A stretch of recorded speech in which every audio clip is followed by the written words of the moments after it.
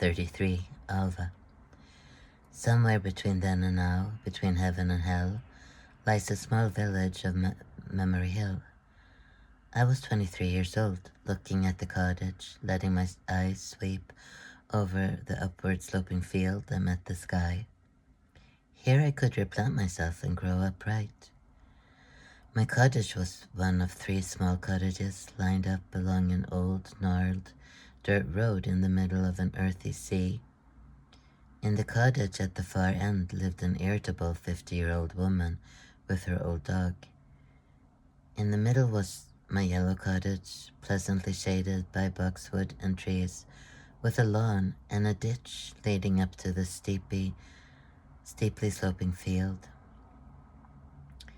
In the other cottage lived a lady with 5 dogs, but she became ill, and the dogs were taken care of. Instead, a divorced father moved there, but was mostly somewhere else. The nearest small town was 5 kilometers away. Memory Hill itself was the closed brick factory and about 20 villas, was 1 kilometer from my cottage. There were 2 large estates on either side of Memory Hill, and the area consisted of oat fields, rapeseed fields, potato fields, hills, horse farms and farmhouses, and a few cottages. I felt quite safe during the first week I lived out there and did not even lock the door at night. In the late autumn evening, when the frost had come and frozen the field so that I could walk across it without sinking into the mud, I took Wally and Elvira with me to the top of the plain where there was some wild grass growing around some low bushes and a small slender tree. I sat there in total silence and peered out in the darkness. I was exactly where I was, in the silence and in the darkness. But out there was a pool of light, hope for life, where the lanterns of the closest town shone in space. It was something to keep an eye on. Yes, it was out there, and I longed for it. One evening, as I sat up there in the dark, the November fog cleared over the field, and the stars appeared bright and comforting in the sky. It seemed like an eternity since I had last seen them. I had been looking for them, but everything else had always overwhelmed me. And now it was just nice to retreat. I didn't have much out there in Memory Hill, but in the status quo, I could begin to discern the path. I could orient myself and begin to draw up some kind of roadmap in some direction. Maybe. I can see in the diary how my tenderness alternated with the stubborn observations of my alter ego. My loneliness, loss, and grief were so great out there on the sea of earth. I sank into the dense, tepid fog inside. My alter ego took over. Imagine a 9-year-old child put in a cottage on a foreign soil to fend for themselves. Imagine that this child has been bullied and carries a lot of self-doubt and pain. Yes, my alter ego had a lot to deal with. I was there too. Out in the solitude of the countryside, I did not disappear completely, but could be there, albeit disconnected and at a distance. Now I hovered at a distance, neither with myself nor from myself, while Fredrika, as my alter ego called herself, trudged with her German Shepherd puppy, Kira, along the quiet paved road leading to Memory Hill. Out there was loneliness, and I often found myself in a kind of middle ground, not like a kite forming wild beautiful patterns in the winds, but more like a red balloon that just hung on until it slowed down and became powerless or flew away and got stuck in a tree. I lived up there among the branches with a panoramic view of my and Kira's existence out there in Memory Hill. My alter ego, the 9-year-old, built herself a rickety dollhouse and some awkward doll's furniture, put herself and her siblings in it, because here they would grow up again, safe and together. The good would find them, and life would be sweet, whatever that might mean. It wouldn't be so painful and dirty, at least. Here there would be a family and friends, and the fairy godmother would come and take care of them all, read to them, save them from bad guys. Here you would be able to do well in school and do well in sports. She closed herself off and shut out those who were her neighbors out there. What was her life today? Closed in her armor, that was Fredrika.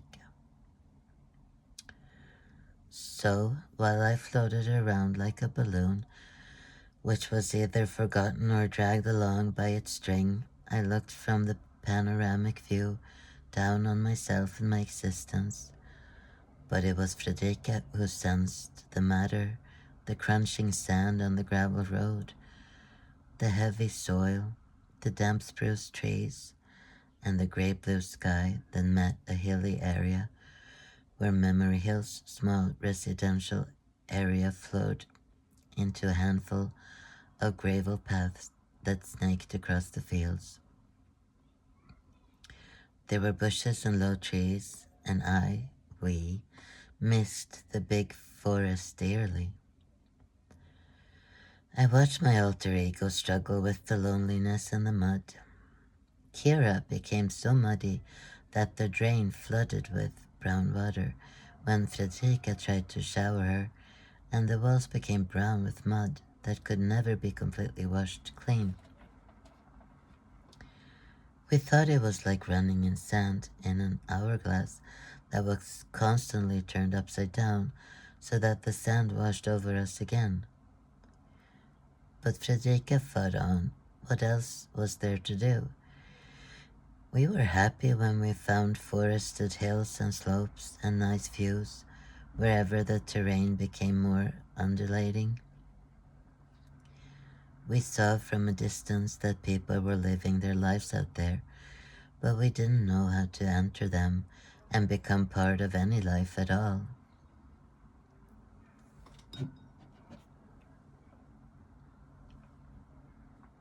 Kira belonged to my alter ego, Fredrika. I thought it was too much work and responsibility with the puppy, but Fredrika would never abandon anyone, so she forced herself to struggle on while the mischievous puppy grew into a defiant teenage German shepherd who refused to listen and ran away from home.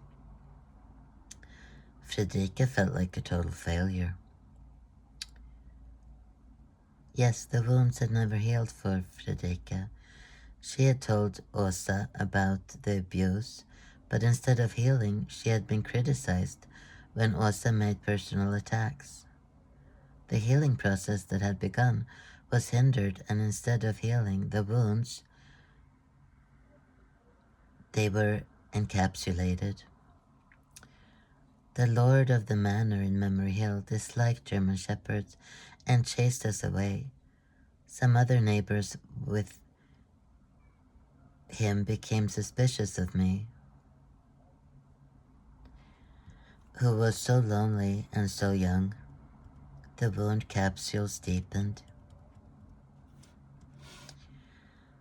There were good moments when the balloon joined the mind and the body. Then I drove my flatbed moped, cuddled with Elvira, wrote in my diary on a short story or poem, had a cozy evening with sweets to a series of movies that I had rented in the small town. We also took driving lessons and practiced driving, and there were moments when I felt completely happy and free while driving around a beautiful, bustling, and unknown countryside. I had gotten used to the parabolic voices going off every night when I went to sleep, but now there was also a kind of echoing going on between the frontal bone that sounded something like a rushing tide. It was a form of stress related tinnitus, which lasted for a few years, then disappeared. Something else that came was the rocking, as if I was on a boat. This rocking would come and go for many years to come, and I associated it with trauma and processing.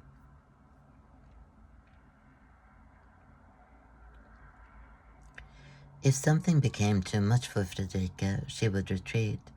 Another alter ego took over, and there was distrust between them. Some were cronies and supported each other, but Fredrika didn't have much confidence in any of them. Kira, the dog, could be an ordeal. Fredrika wanted Kira to do well. As Kira entered her teenage years, dogs also go through a defiant teenage period, she started to become belligerent, pulling on the leash and constantly lashing out at cars, cyclists, and other animals. At home, she was good. She had also been thoroughly taught to respect and treat cats as equals, if not slightly higher in rank. But when we were out and about on the leash, Kira wanted to protect us by scaring off potential threats. The grumpy lord of the manor bolted up and started roaring and shaking his arm, and Kira growled and pulled the leash, while Fredrika in turn wanted to protect Kira at all costs. That's when the angry alter ego took over, wrestling Kira into the ditch or punching her in the nose, then locking herself in the bedroom and banging her head against the wall as punishment. Fredrika sneaked out after the angry one had thumped and placed Kira's head in her lap, caressed her, kissed her soft fur, and cried. Love crept in between them somehow, and Kira calmed down, became loving and funny. Fredrika was so proud. Another area that Fredrika was unable to deal with was her body. First of all, she did not recognize it. It was not her body. Her body was small and flat-chested, strong, vigorous, energetic, healthy. The body she now found herself in caused her anxiety. But then she thought of me and remembered me, and that it was my body, because it sure wasn't Fredrika's.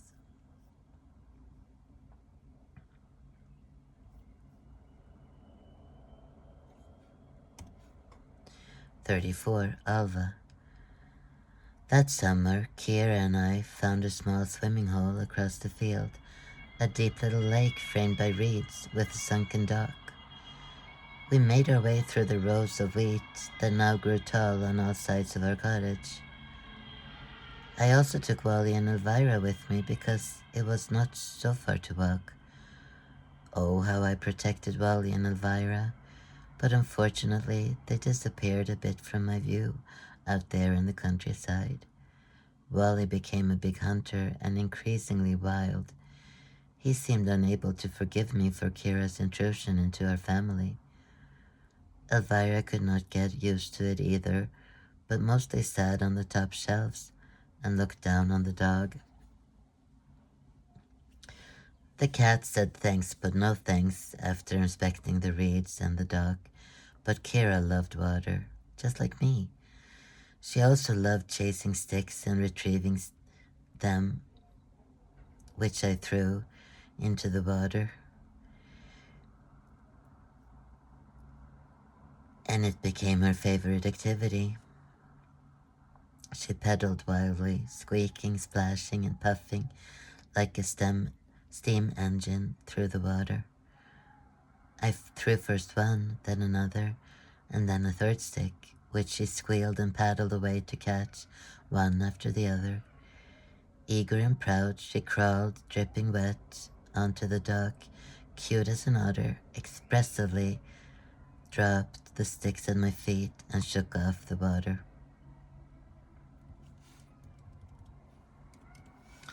I started shouting and applauding as she swam, because I had read in a dog book that praise is just as important as prohibition. Kira flew off the dock and landed with a happy splash. She was a joy to watch. She, also swam. Kira and Fredrika explored the little lake together, like two carefree and orphaned rascals.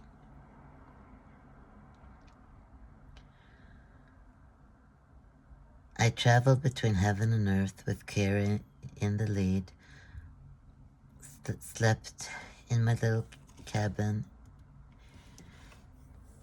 in the 35 square meter cottage, wrote a diary, cut the grass and cleaned the gutters, cycled to the village to buy food. But why were there different handwriting styles in the diary and several obviously different wills writing? I knew I was disappearing with an alien, divisive, and anxious feeling in my body. I woke up at the wheel next to the driving school teacher who said, "Why can you drive perfectly well one day and the next is like you've never been behind the wheel of a car?" In the fall, after a whole year alone in the countryside, I started at community college in the small town, as well as in therapy with Ulrike. I was 23 and the year was around 2002, and there was no real mention of trauma, post-traumatic stress, or dissociation. I had been diagnosed as borderline or psychotic at the child psychiatric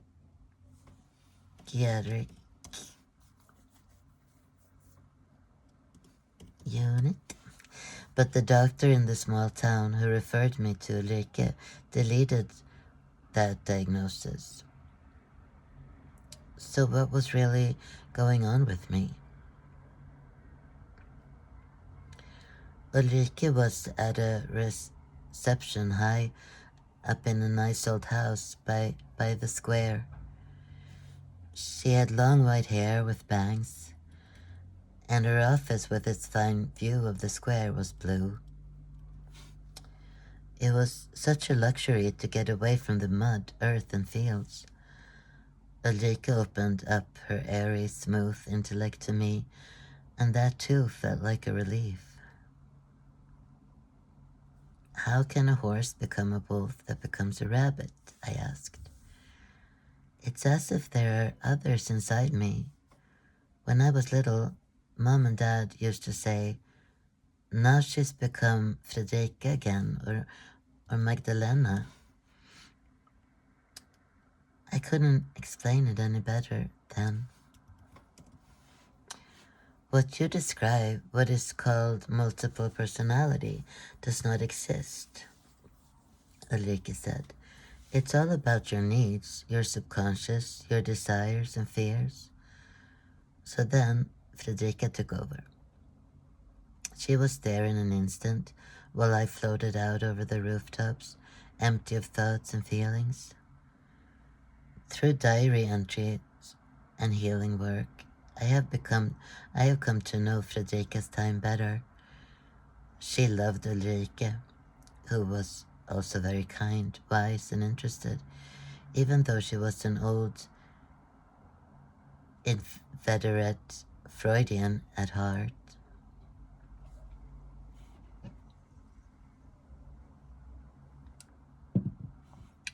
I gave my text about my childhood to Ulrike to read.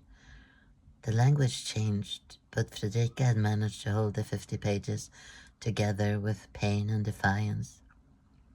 At least better than I had held together the manuscripts I worked on afterwards, which were like a patchwork of styles and were based on varying emotional maturity of the author. Often it seemed as if children had written an adult story. Ulrike was touched by my life story. and thought I should invest in writing. She meant it, and I wanted to impress her. These are extremely difficult things you have had to go through, said Ulrike. Fredrika nodded defiantly. I'm so glad you survived all this. Survived? During the 2 years with Ulrike, Fredrika processed her share of traumas and received a lot of support and guidance from Ulrike. She, could gently mourn Freya's passing, be sad for little Tore and Olav, but still I could neither mourn nor talk about Elsa. Freya didn't get to know me. She thought I was crazy. Everyone thought so. It was too much for you during your childhood, moving all those times and parents being separated and being diagnosed as this or that. It's too much for a child to take. We didn't go into detail about the abuse my father inflicted on me. Ulrike followed me like a wave follows a wave. She let me take things at my own pace and highlighted Fredrika's strengths and abilities. I had a nightmare last night. What did you dream? About my mother. She was all black. She was chasing me. I ran, but she bit me. I couldn't get away from her. It was a nasty dream. I nodded. Mom wasn't always there for you, was she? I shook my head. But she tried. I hesitated. Breaking contact can cause problems, you see. It can be better to have some contact with the parent, but to have a structure. I wondered about that. At the cottage, in the field, it was now spring. During the winter, the neighboring farm's field flooded to form a lake, but now the water was drying up.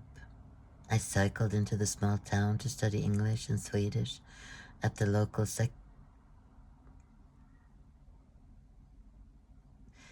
school. We studied courses A, B, and C in both subjects, and I got top grades in everything. Also, passed the university exam really well, had sat and copied words from the dictionary, and studied during the summer. I was drawn to my teachers, so isolated and overwhelmed by life, but we, did not allow myself to get close to them. I tried to get in touch with Ethan, I told Ulrike. I wrote to him that I am an adult now and that I can be there for him if he needs. Ulrike nodded. I have turned the tool shed into a guest house. Relationships can take time, said Ulrike. You are very young. I had been an annoying little sister, I thought. I hadn't cared about how the brothers were doing, had been too busy being crazy. But I had loved them, had always loved them. There can be jealousy, Ulrike said kindly. You can mistake mistreatment and abuse for attention and love. But if we could meet now... I felt relieved after my visits to Ulrike in the office up in the sky, hoping to one day find a straight line to walk. Until then, she, rode my bike with Kara running alongside. We rode in the spring breeze along this place where I had sunk deep into the mud. When I first moved out to Memory Hill, I took my first walks out there on the plains, and I thought of Elsa, and for a little while I saw her trotting there beside me. But then I was forbidden such pictures. I had no right to have a twin, I told myself. A woman with a criminal record had moved into the cottage next to mine, and she let her 4 Rottweilers run and attack Kira when she was out on the line in the garden.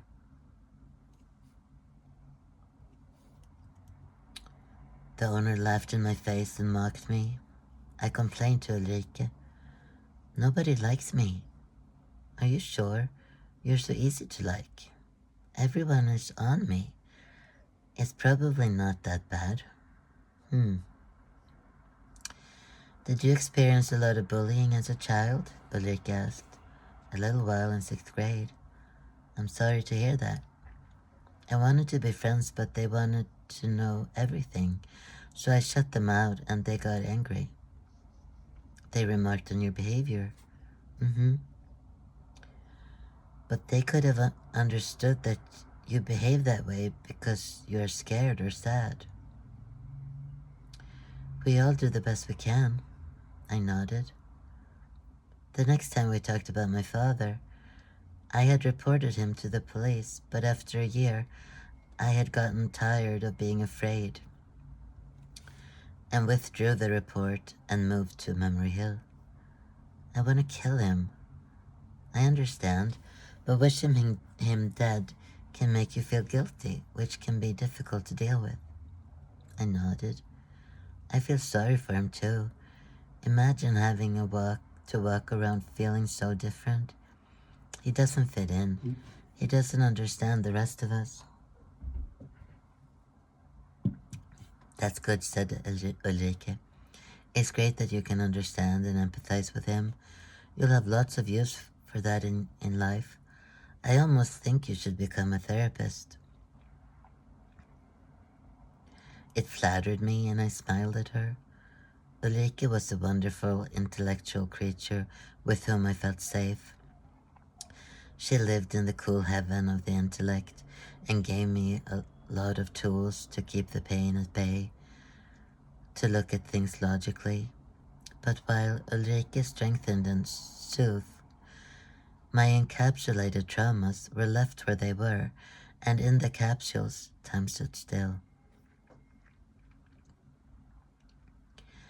Chapter 33 and 34 comments. I was trapped in my own labyrinth, but I knew no other way of life. After the memories of abuse had surfaced a few years earlier, and I had written down my childhood experiences, the first stage of healing began for me and my inner parts. But we had a long, long road ahead of us. I, Fredrika, and some of the other parts kept a constant diary, or rather a logbook. So several of us were actually processing the area we had access to. Fredrika had taken over since I was 9. Fredrika is the one who seems tough, but who is the most fragile when it comes to self-worth. So although I appear to be able to handle everything, both the traumas of childhood and life in the there, here and now, I wasn't at all. I was dissociated and fragmented, and a 9-year-old ghost had been forced to take responsibility for everything.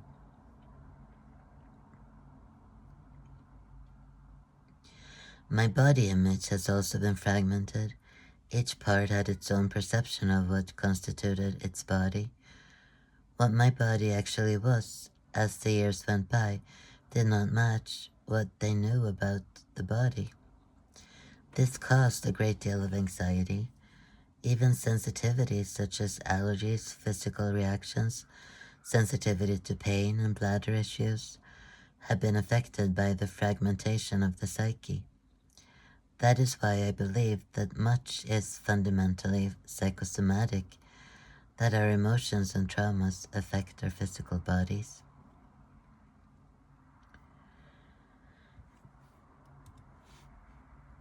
It took a long time for me to receive the right treatment for trauma and DID. The knowledge simply wasn't there back then, over 20 years ago. Ulrike meant so well, I know that, but I really needed to be accepted and heard, all of me, with the fragmentation included. Humility and curiosity in a therapist are very important qualities. It is hard to realize just how broken I was, and it's hard to see the total inability of the mental health services to deal with my traumas, because DID is trauma, not a mental illness. Had it been a case of mental illness, I suspect the response would have been better. But this was about the emotionally charged crime of incest, victimization and panic, and an unknown condition that challenged what people thought they knew about the mind. DID triggers, vulnerability triggers. I still feel so despairing about how people treated me when I was already carrying such heavy trauma. And what I needed from the start was time, peace, and acceptance, so that all the parts could have felt welcome to talk about their fears and sorrows. Because I/we wanted so desperately to heal, but there was no possibility to do that.